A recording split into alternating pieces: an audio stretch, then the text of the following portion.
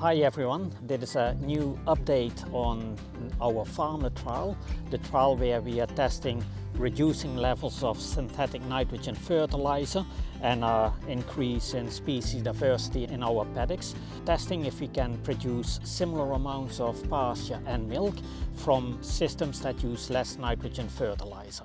I'm Peter Raats, I'm one of the researchers involved, and I'll be explaining about some of our experiences over the second year that has just finished. Hi, I'm Zach Beatty-Gradwell. I joined TIA in February this year, joining Peter researching the farmlets from a pasture perspective. So we have finished just now the second year of our 3-year trial, and Zach, we have 4 treatments here. Can you explain a little bit about what the differences between the treatments are and how well they produce this year? So we're standing in a farmlet 1 paddock right now, which is really sort of an industry conventional type of pasture setup, where we have a mixture of 80% perennial ryegrass and 20% white clover sown, and 300 kilograms of synthetic nitrogen.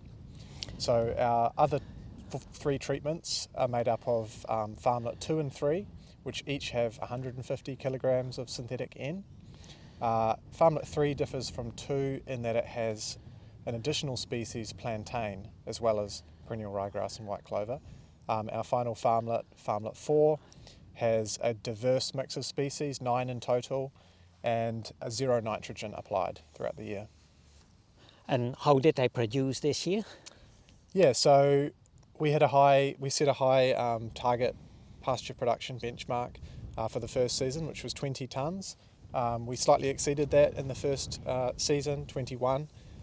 This year, at the end, we've gone over the data and we've pulled up just short of 20 tonnes this year across all the farmlets, but still in that range of 18.5 to 19 tonnes for farmlet 1, 2 and 3.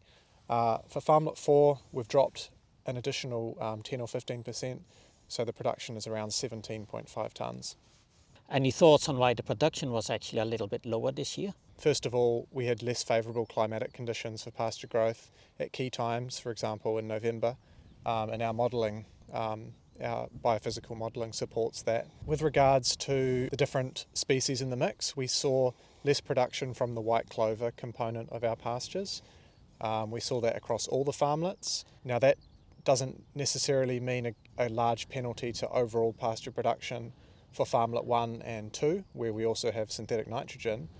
But because clover in farmlet 4, for example, with no synthetic nitrogen, is the sole source of new nitrogen inputs, we think that the reduction in white clover growth for farmlet 4 is the reason that total pasture production is also decreased. Zach, can you explain a little bit about what farmers could do if they want to apply some of the findings that we have? So what we've shown with 2 years of data is that if you can achieve a high clover proportion in your pastures, it is possible to reduce synthetic N rates down from, for example, 300 for a highly productive system like ours to 150. That depends on achieving that high level of clover because the amount of clover grown is proportional to the nitrogen that it can bring in.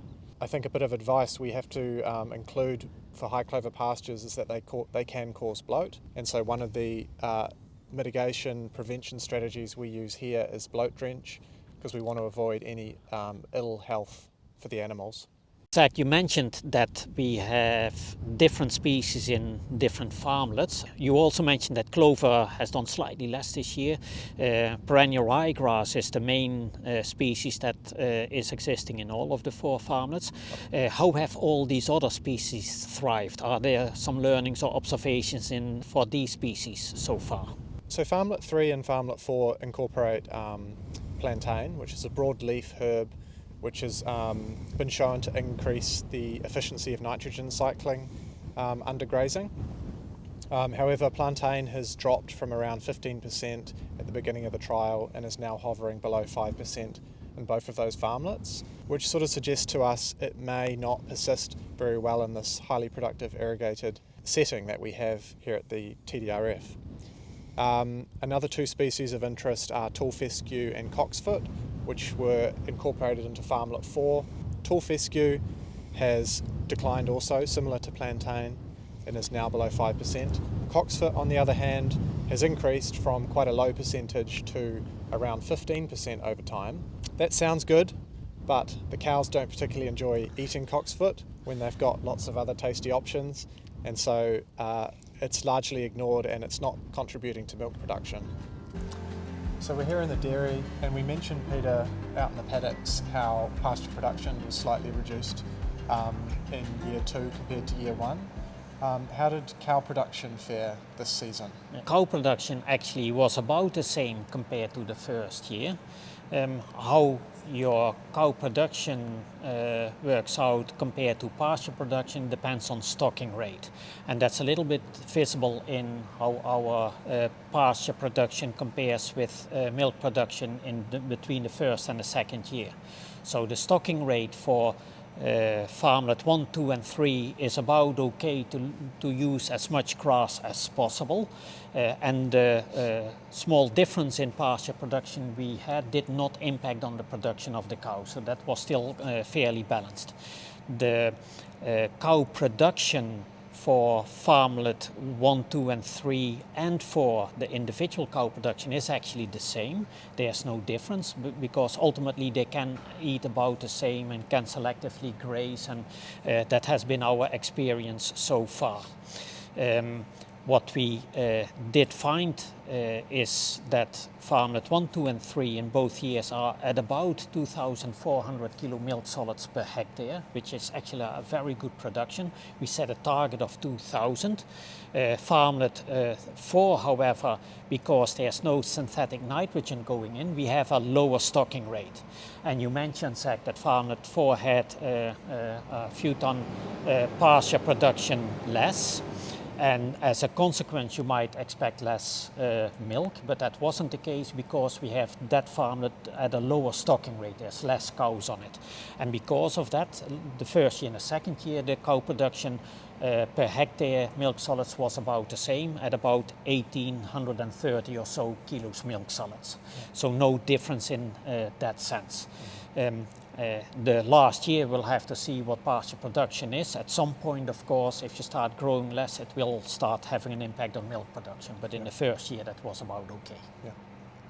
So, Peter, were there any challenges or surprises when managing the grazing this year? One of the fascinating findings so far is the high level of production that our cows achieve on our farmlets. And as far as we can tell, that is mostly driven by the fact that we have a lot of clover in our paddocks. Clover digests faster in the rumen of cows, so it digests faster, disappears faster, and makes space for new feed faster than when you have purely a perennial ryegrass diet. As a consequence, the cows can have a higher total intake. Now, cows have still a time limitation in the day. In peak lactation, the cows are busy all day grazing and ruminating and walking to the dairy, so the time limitation is still there, but we do think that the total dry matter intake of the cows is higher, and our cows use that to produce that little bit of extra milk more than we have. Every advantage can have a disadvantage. You mentioned challenges.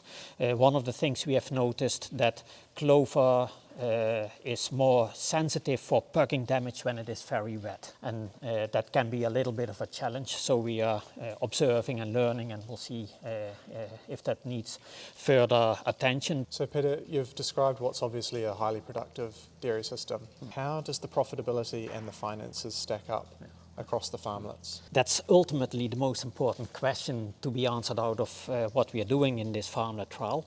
And we have done some initial modeling over the first year to see how these finances stack up. And we have now just finished the second year, so we'll go back to everything and redo everything and try and get a clear answer on all of that. So stay tuned, we'll report on that in the future. One of the observations we have is that the productivity that we have is driven by two components, the pasture productivity and the cow productivity, the milk solids per hectare. And even in our conventional system, farmlet 1, our traditional system with normal nitrogen fertilizer levels, we have a pasture production that is above average. So therefore, that is on itself already a highly productive system. When you then reduce and replace that with legumes, with clover, you can see that the productivity can actually be about the same. Farmlet 4 has a lower stocking rate and therefore the milcom is lower, but it also has lower cost and therefore is still a profitable system. But as I mentioned, stay tuned. We'll delve into that matter over the next fair little while, and we'll provide you the evidence of what the differences are. We are now preparing for the third and last year. So Zach, where are you looking forward at in that third year, in that last year for our research trial? Well, I think you've probably gathered white clover is a key component of both the pasture and the animal performance side of our trial. So we are really interested in how to maintain a high clover percent in the pasture. We're interested in the value proposition from the animal nutrition perspective. So we'll be setting up some plots to look at both of those things.